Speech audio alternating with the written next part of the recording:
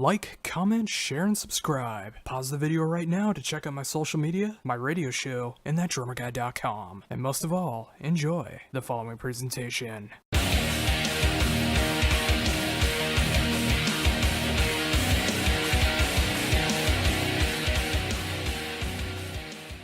Hello. Hi, how's it going? Good. That Josh? Yes, it is. All right. So where are you? 715. Where's that? It's actually a Wisconsin number, but I live in the suburbs of Minneapolis. Oh, okay. Prince Turf. Oh, that's right. Actually, not too far away from there. Yeah. Oh, well, awesome. Well, thank you very much for taking the time to do this interview. All right. Now, what are you writing for? This is actually for myself. It's part of the interview going on YouTube, and then also my radio show showing off songs off the new release as well. Right. Okay. Yeah, I also like to know who I'm talking to for what. Yeah.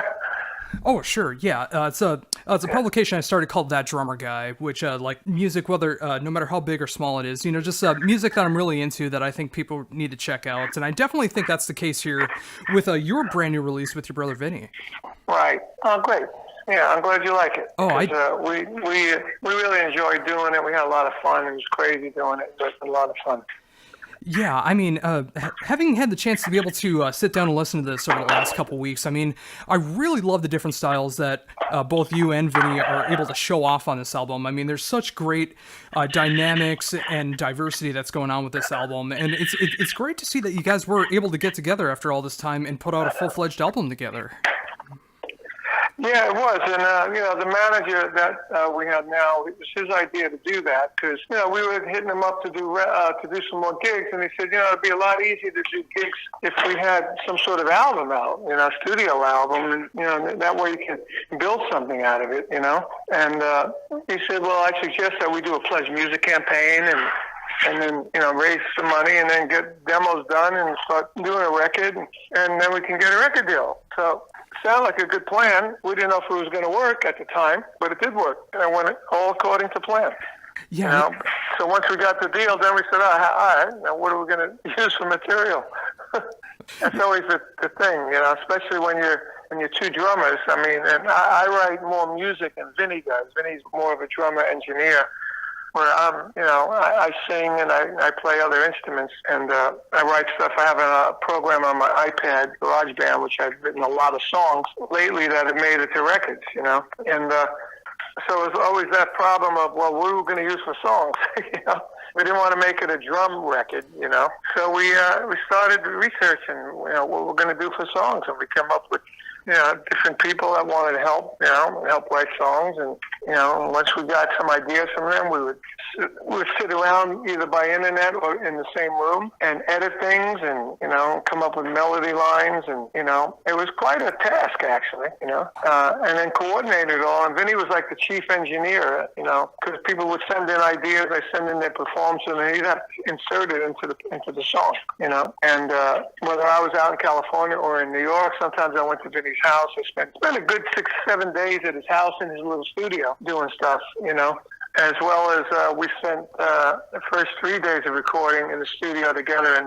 the Valley in L.A. The studio was Jorgen, the bass player from Government Mule. He has a really cool studio, and that's where we did, I believe, 5 or 6 of the tracks straight away in 3 days, And we had to see how to do it, so we decided we would do those 6 tracks, that we had put together so far, and it was an interesting way to do it all, I tell you, but we got it all done, and it sounds like we all played in the same room. Yeah, I mean, it totally does feel that way. I mean, and the fact that it was able to be done with the songwriting, cross country, in the studio, out of the studio. I mean, it's great to see that such a great effort that both of you guys were able to put into the songwriting process and just getting together, getting the right sounds in the production and in the studio, all the guests that show up on the album. I mean, it was definitely a great labor of love, and I think it shines so great because of that. Oh, good. I'm glad you appreciate that. And it was. I mean, because, we didn't have one idea. The Monsters and Heroes song was a song that was recorded with King Cobra in 2011. And then it was recorded for Wendy Dio's label, to give money to her foundation. And then I realized about 2 or 3 years ago that there was no way for anyone to buy that song. It wasn't on any iTunes or any platform. So I made note that that song was is done, you know. And when we started doing this together, I thought about that. I said, Vinny, listen to this song. You know, it's a great song we wrote. Paul Shortino wrote the lyrics, all about Ronnie. And we were going to dedicate the album to Ronnie and another friend,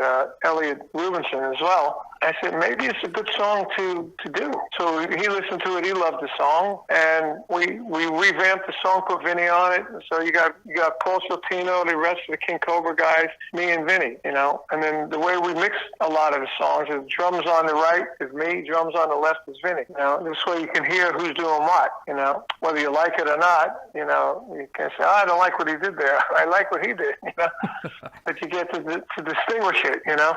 And and that's a new technique of mixing a heavy rock record or heavy metal, whatever you call it, with the drums on right and left like that. And nobody really does that, you know. And we utilize the same technique we did live. Some songs we play together, some songs we play by ourselves. And I really appreciate that too, and that really shows off more of the diversity of the album. I mean, whether it's you playing on a track, Vinny playing on a track, or a song like that where you're both playing on the tracks, and you can hear it from the left and right panned out like that. I mean, it's really awesome to be able to see. And, you know, it's just like when you pay attention, you can tell who's playing what, and it really shows off, and it's really cool to see the contrasting and similar styles. Yeah, now we're doing the video for Monsters and Heroes, and we're trying to do the same thing. Like today, there was in the breakdown, Vinny does an offbeat, and I hit on the backbeat. And I said to the director, I said, look, you see Vinny's offbeat, but you don't see my backbeat. You got to see the backbeat and see it hit as well as see Vinny's offbeat hit, to make sense of it musically and visually. Because, you know, if you only see Vinny's hit and then you don't see my backbeat hit, it doesn't make as much sense. As soon as he put that in, it came to life, you know? So. Yeah, and that is just so cool, too. I mean, and it's great to see that, too. I mean, between the both of you, you know, you just even with an established song like that, I mean, being able to add Vinny's flavor to it and, you know, just really make the song your own again. It's really cool. Yeah, I mean, it's funny because, you know, I had the drum track done and Vinny had to copy some stuff, you know, on that particular song. And then some of the fills I did, and he was saying, like, why did he do a fill over there? You know, but then he did it, and it sounds great. You know, and stuff we did opposite each other sound great. And, you know, like a song like Future Past, no, not Future Past, Killing Floor. I did the drums first, and then Vinny doubled what I did, except the fills. Even some of the fills he doubled, you know. And then some of the fills he did alone, then I answered him. You know, or he answered me, I should say, because I did it first, you know. And it was really unique. And one song called Suddenly, we had I forgot who gave us that song. Might have been one of the European guitar players that Vinny knew. And he had a really cool drum machine groove on it. And listening, Vinny said, let's just keep that drum machine groove going. It's so cool. I said, okay. So I put down the first set of drums on that. And then Vinny puts on his drum, and he's like going all over the place with it. He's like kicking ass on it. I called him, I said, I thought we would keep staying to the drum machine. I said, I get on, I do mine simply, and then you're going freaking crazy. He goes, yeah, I just felt better that way. I said, well, good. Now I have to do my part over. I went back in the studio and I did my part over. Well, it's funny how that does work out, and I think it did work out for the best. I mean, the fact that he was able to go a bit more crazy on it, which made you do your thing over top of that as well. I mean, it would have been cool to have like more of that groove behind it, but the fact that you did go that extra mile with it, I think really added to it. Yeah. I'm willing to try anything. You know, when you say, let's stick to the drum machine groove, all right, it's a pretty cool groove. I'll stick to it as well, you know? And then when I saw him go crazy, I called him and I said that. I said, you're going crazy over here, and I'm sticking to the drum machine groove. I look like, you know, like I can't play it or something. He said, well, go back and redo it. I said, I'm going to. So I did it, and I did it on the East Coast in the studio here. And he did his on the West Coast. And then when I went to his house, we both redid a song called War Cry, you know, because I didn't like what we did, and he didn't like what we did. We both did it at his house, and it just didn't sound right. So I went back to his house, and we redid it. This time we changed the drums. And my drums are mostly analog. His drums are mostly digital, okay? So when I recut my drums, and we bounced them to analog when we mixed them, you know. But then we did the right and left thing instead of the one like Suddenly, where suddenly Vinny played the verse and I played Vinny did the intro, I did the verse. And Vinny did the chorus, I did the next verse. And I did the chorus, he did the middle, that kind of thing. So that was an experiment too. But you can still hear the difference in the drum sound, Yeah, and I was going to ask about that too, and the fact that it was done with that kind of recording process in mind. I mean, it's really cool to see how things can be done so differently, but work out so well together. Yeah, I mean, it's probably due to the fact that we've been recording so long. I've been recording with a click track since 1982, and making it sound like it's not playing to a click. Because every song on that record was done to a click. Oh, and I wouldn't have guessed that either. I mean, it feels like it has such a great natural groove behind all the tracks on there. The fact that it was done with a click track like that, I mean, it really shows the superiority of everyone involved. Yeah, I mean, especially, it all comes from the drums. When you're playing with a click, if you're playing right on the click, then you're playing like a machine. But if you play a little behind the click and you flow around the click a little bit, it gives it what you call the groove, a lilt, and it makes it more human rather than a machine-like thing, And that's what we both learned to do, and you're doing drum fills against the click, and while you're doing the fill, you're hearing the click, but you're pulling it back enough where it feels natural, And that's what I always appreciate in drummers. Between us, we have 90 years of recording. It's a lot.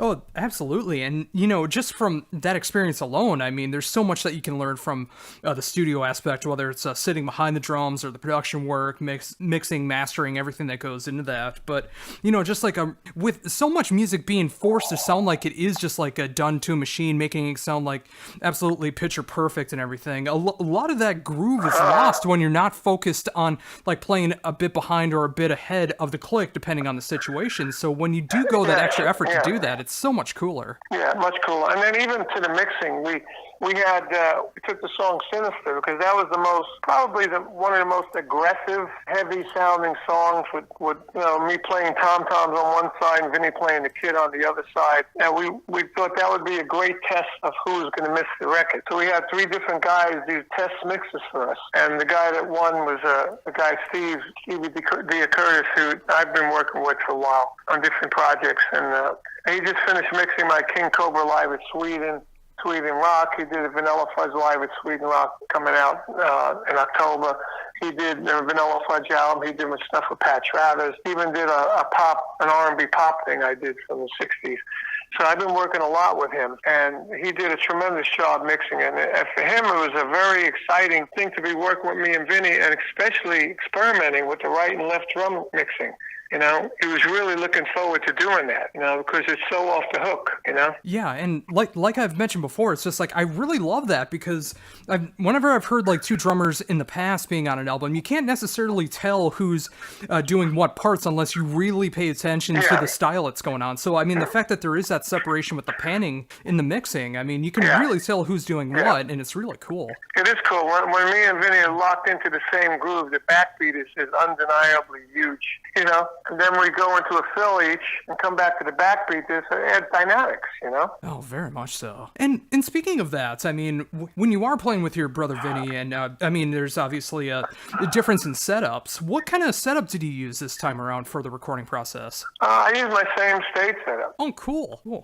The only time I didn't use that was maybe on 2 songs where I went to Vinny's house and we used his drums. We changed the bass drum and snare drums and retuned the toms so the drums didn't sound the same. Yeah, yeah, that's great to hear that too. I mean, it's just like when you are able to have like that stage sound behind it and everything, and like going between studio and studio. I mean, it's not always the easiest being able to have your exact setup that you want to be able to bring. So the fact that you were able to like go over to Vinny's kit and be able to switch things up just enough to be able to get those differences across. I mean, that's awesome. Yeah. Yeah, well, that's like I said, that comes with the experience, of recording. You got to know, hey, look, if you're going to try and get a different drum sound, you got to change the drums somewhat, Yeah, exactly. Logic, Yeah, a lot of guys won't do that. They'll just leave the same drums up and take the pillow out or put the pillow in. It's still the same drum. Has the same acoustical, output, And with that, I mean, obviously, you throughout the years, I mean, you've had so many great patented sounds through different recording albums.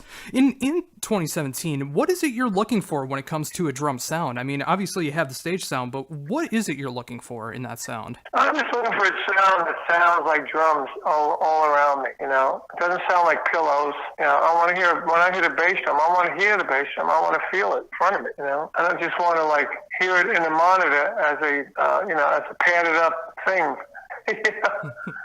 Yeah, and that is such a great way to go about that too. I mean, again, it is kind of that lost art. I mean, with the digital age, I mean, there's so much sample replacement that goes on with the real drum sound. So when you are able to get like that very distinct sound, when you are able to get those real notes coming out of the drums and the cymbals, I mean, there's nothing that can beat that. No, I mean, it's natural. It's all natural sounds, So that to me is the important part, to have a drum kit that sings to you, Yeah. And pretty much that's it, I know Vinny depends on that. He likes to have the drum sound acoustically great in front of him, and then when you mic it, it should still sound as good, Yeah, I definitely couldn't agree more. So, with the album coming out the 27th through Steamhammer, what is going to be next for this project? Well, right now we're editing the videos, the Monsters and Heroes video. Once it actually comes out, we're going to continue promotion. Vinny's going to go to Europe to do like a Black Sabbath tribute show, and which I'm going to talk to him about actually doing Monsters and Heroes in that show. So he'd be promoting, the record over there. I'm going to be in America doing promotions and interviews and all that. And then in January, we're both going to Europe to support it over there. And then then May we're going to Europe again. And sometime in between, we're trying to work out another week or so where we could do another bunch of shows, because we just did an East Coast show and a West Coast show, to just introduce the album, and get some PR and play the new songs live, see how they go, Oh. But I think once May comes around, Vinny's more open because he's doing some Last in Line stuff too, because Vinny will be on tour with Def Leppard, so we're hoping that we can land a bunch of those festivals in Europe and America, in May, June, July, August, and really give it a kick in the ass. And we're hoping that, the record company seems to be doing everything right, to get people to know about it. And I think once they hear the songs and hear, like, especially Monsters and Heroes, it's such a great tribute to Ronnie, and then they got that Ronnie hologram coming out at the same time. So, we've had people say this is going to be like the rock anthem of metal for a while, so that would be good. Oh, very much so. With myself not having the chance to be able to experience you guys live, I mean, whether it was through the Drum Wars touring or from these new shows that have been coming out to promote the new album, right. For people who would be checking you out coming out, what should people expect from a show with you and Vinny? A lot of energy, a lot of rhythm, some comedy, just a general good time, and we get the audience involved a lot, and you'll be hearing all the hits from our career. Like you'll hear Mob Rules, We Rock, Holy Diver, Bark at the Moon, Do You Think I'm Sexy? What else? You got Crazy Train, Stand Up and Shout.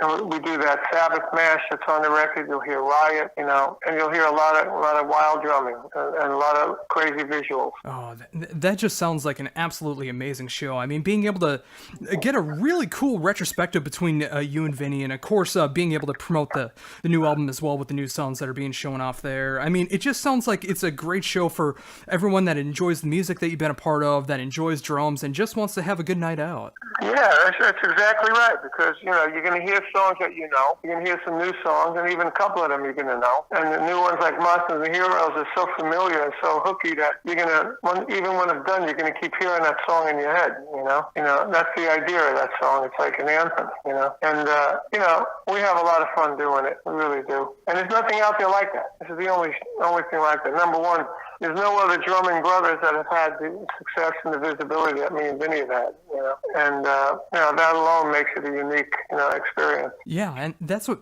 makes me so happy to be able to see something like this, just like getting a great representation of drumming going on there with two drumming icons who have been a part of so much when it comes to rock, hard rock, heavy metal, and so many different subsidiaries with that. And, just like this culmination together and being able to show off everything that you guys can do and just make a fun fun night, a fun album. It's so cool to see. I mean, we even goof on the name Appice or Appice, in the show. But I tell like journalists and interviewers, I say, look, we're just going to call it APPICE.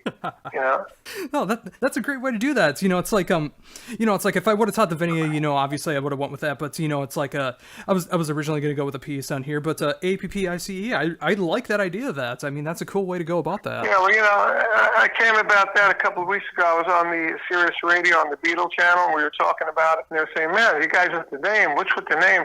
I said, you know what, from now on, let's just call it APPICE. Vinny, APPICE. Carmine, APPICE. Oh, here they are, APPICE. and I like it because it's very catchy that way, too. I mean, obviously... The APPICE brothers. Oh, I love it. Well, awesome. Well, Carmine, thank you so very much for taking this time to be able to talk to me. I mean, I probably have another day and a half worth of questions I'd love to be able to ask about between you and Vinny alone, let alone everything else that you've been a part of. But it was amazing to be able to talk about this brand new album, Sinister, which comes out October 27th through Steamhammer. It's awesome to see all the promotion that you guys have been able to do, the upcoming shows, knowing about what the live show is all about, the music video that's going to be coming out. I mean, I'm so happy for you guys getting the respect and reputation that you guys are getting. You're seeing everything that they're doing. It seems to be doing a good job. Yeah, very much so. Yeah, and it's especially what about that album cover? It's crazy, right? Oh, I love it. I love that idea. It's just like it's like it goes into like the production style to me. It's like it's separated like that, so you can tell who's who. Yeah. So it's like right in the middle. It's just like it shows you guys up, sewing up together. You know what's really funny? We were gonna call this record Masterpiece, MASTAPPICE. Nice. And we had a whole album cover. There's some of the pictures in the album where we're pointing, and it looks like an old oil painting. That was going to be the cover and call it Masterpiece, but the German label didn't understand the play on the words. Right? They said, and they actually moaned about it. You guys been doing this so long, and this is the best you can do. This is terrible. And I said, oh my God, it ain't that bad. So then, we said we got to have a new idea. So I went online and I went on their label website and I saw what they consider good record company covers. And I saw a picture of a woman, and half her face was cut off, and the other half was a skeleton. I said, that's what we should do. We should do me and Vinny's faces half and half. So I had the art guy try that. I said, let's put some red stitches down the face, right down the middle, like a Frankenstein vibe. And then let's put it in a laboratory setting, and we'll call the album Sinister, and that's how it happened. It was crazy, Oh, and I actually like it better. Yeah, I mean, I really love that concept behind it, too. I mean, just like it feels like a very natural fit when it's done that way as well. I mean, especially from the album cover. I mean, both of you guys combined together, being able to do something like this, and joining styles, and, playing at the same time depending on the song. It's just like it's a natural fit. Yeah, it is, and it's when we do interviews together, Vinny says, the album cover, he goes, yeah, well, man, I took the stitches out. My face was killing me. I said, is it still hurting? He goes, yeah. I said, it's killing me too. Funny, Oh, very much so. And it's great to see that dedication to the art, too, with the real stitches. Oh, cool. Yeah, but anyway, I think, they say shit happens for a reason. I think them turning down the album cover, the reason was to make it better, and it definitely came out much better than it was originally. Yeah. Well, I can definitely say from the fan perspective, I mean, I really love what you guys have done with this. I mean, from top to bottom, beginning to end, everything in there. I mean, it's just, there's so many great patented sounds and styles that both of you guys are able to show off, and it's great to see this amazing amount of diversity and creativity that's going on between the both of you, and it's awesome to see all the great reception that's getting, because it's absolutely warranted, and I can't wait to see what you guys do next. Yeah, well, like I said, there's some other songs in my slam show that could work for the next one. I'm already focused on taking that and making a great song out of it. It'll be heavier, actually.